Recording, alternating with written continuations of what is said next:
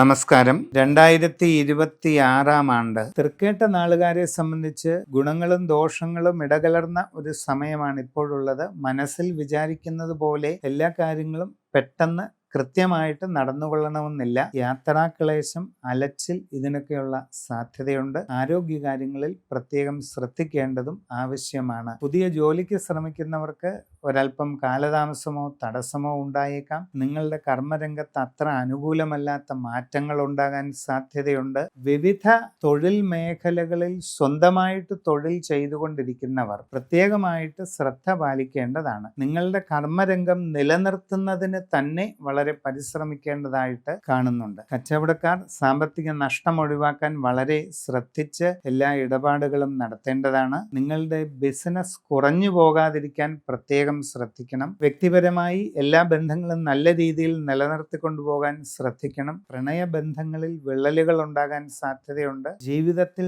നിർണായകമായ മാറ്റങ്ങൾ ഉണ്ടാകാൻ സാധ്യതയുള്ള ഒരു വർഷമാണ് ഇത്. അവിചാരിതമായി വന്നു ചേരാവുന്ന ഒരു ആത്മീയമായ ബന്ധം നിങ്ങളുടെ ജീവിതത്തിൽ അടിമുടി വലിയ പരിണാമങ്ങൾ, മാറ്റങ്ങൾ ഇതൊക്കെ കൊണ്ടുവരുന്നതായിട്ട് കാണുന്നുണ്ട്.